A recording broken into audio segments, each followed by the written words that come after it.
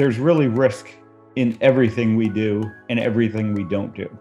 And when people talk about, diets, for instance, and, many of us in the kind of low carb keto community have heard these diets being criticized as they're going to increase your risk of whatever it is, let's say heart disease, and that they're risky diets to take on. And you have to understand that, whether or not you choose to change your diet, you're taking on some sort of risk. Because if you're going to stick with whatever you are currently doing rather than changing, there is risk associated with that. And we know that the standard American diet, the kind of default diet that most people are on in the United States, and quite frankly, worldwide these days, carries significant risk with it. When we look at the risk of heart disease, it is currently very high.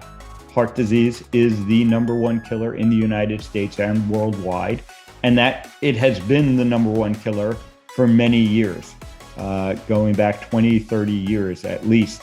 The risk of heart disease has remained high. And that is, with people following the standard American diet. We also know that currently 88% of the adults in the United States are not metabolically healthy. They cannot meet all 5 criteria of good metabolic health. And there is a lot of risk associated with that. So one of the things that I hope people understand, and that I try to get people to realize as I'm working with them, one-on-one or, in the messaging I put out there, is that there is a lot of risk of just continuing to do what you're doing if all you're doing is the standard advice and maintaining a standard American diet. Association does not mean causation. And this becomes very relevant when we're talking about, diet, because most of the scientific studies that are done on diet are what are called epidemiologic studies. And they basically look at what people are eating and they correlate these to their health outcomes. But it's important to understand that epidemiologic studies, by the way that they are done, by their nature, cannot prove that, one thing leads to another. In our case, it cannot prove that eating a certain diet leads to a certain outcome.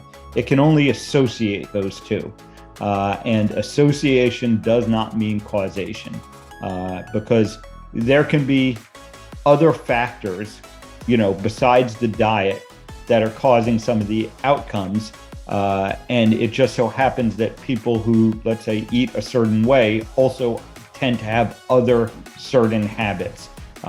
For instance, people who eat a vegan diet are less likely to smoke.